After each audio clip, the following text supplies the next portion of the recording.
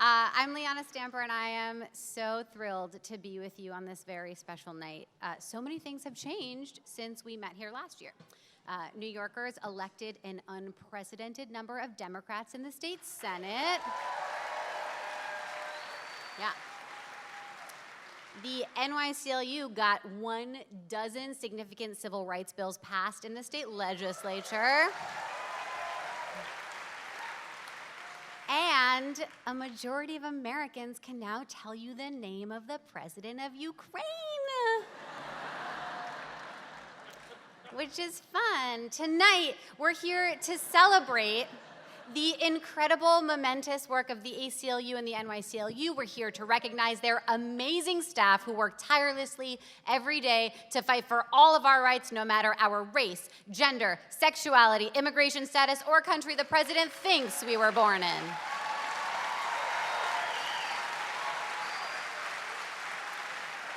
And we are here to celebrate you, our wonderful supporters who inspire us to never stop fighting. We're here to sing and dance and laugh and raise each other up with the help of our brilliant Broadway stars. So now, please join me in giving a very warm welcome to the woman who leads the charge every day, NYCLU Executive Director and my extraordinary mom, Donna Lieberman.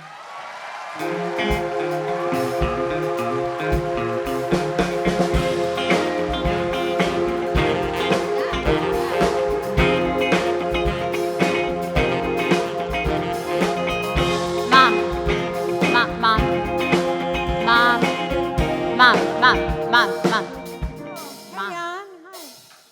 Hi, you're in quite the mood tonight. You bet I am, baby. Mom, did you by any chance take something backstage before you came out here? Oh yeah, I got this great stuff. Wait, what, seriously? Yeah. You know what its street name is? Impeachment. Nancy Pelosi hooked me up.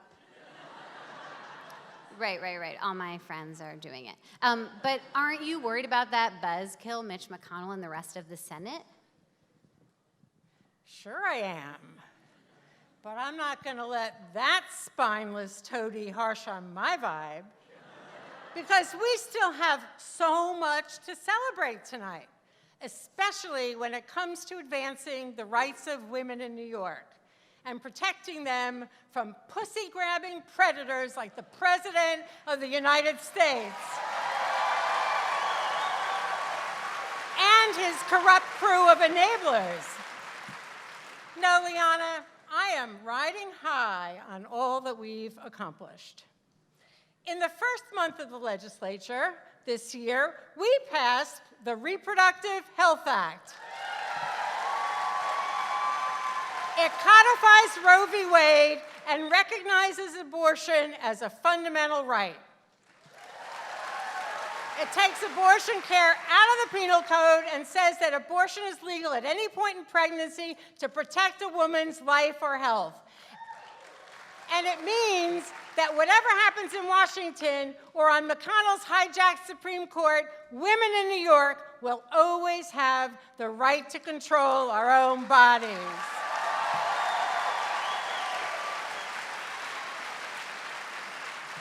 It means that whatever happens in Louisiana, or Georgia, or Alabama, or Kentucky, or Missouri, or Mississippi, Ohio, Utah, or Arkansas, women will always have a safe haven here in New York.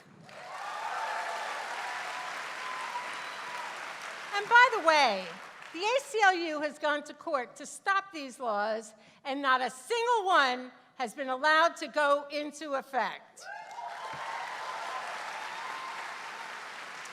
In even more wins, the NYCLU got lawmakers to pass the Farm Workers Bill of Rights, which finally says that agricultural laborers will have the same protections other workers have enjoyed for over 80 years. So that means time and a half, workers' compensation, and perhaps the most important, the right to organize. So, make no mistake, farm workers' rights are women's rights. Sexual abuse is rampant on farms because of the protections that this bill provides were non-existent. The NYCLU also helped pass Gender, an historic bill protecting transgender people from discrimination. It makes gender identity a protected class when it comes to employment, housing, and public accommodations.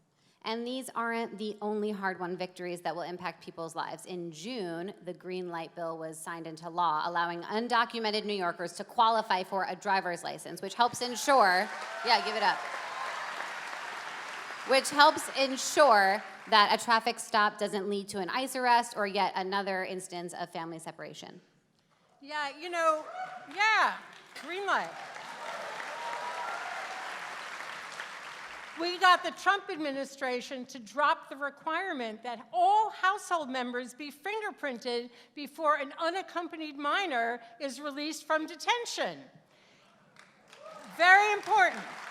And we just won the right for people seeking asylum to be given a fair opportunity for release as their cases proceed, so that they're not thrown into and kept into ICE detention and separated from their families for the whole time. And before our lawsuit, the number of asylum seekers who were granted parole was close to zero. Now, more than 90% of those who ask for parole are actually released. It's exhausting thinking about everything that the NYCLU fought for and won in just 1 year. I mean, how is that even possible? Well, I'll tell you how. I thought so. Voters went to the polls. And they elected an unprecedented Democratic majority in the New York State Senate, allowing us to get shit done. We were able to do it because of people like you. But the fight isn't over. That's for damn sure. We're pushing for medically accurate, comprehensive sex ed in schools, which is an essential way to build a culture of consent, to prevent sexual violence, and to help young people, both boys and girls, learn that their body is off limits. My body, my business.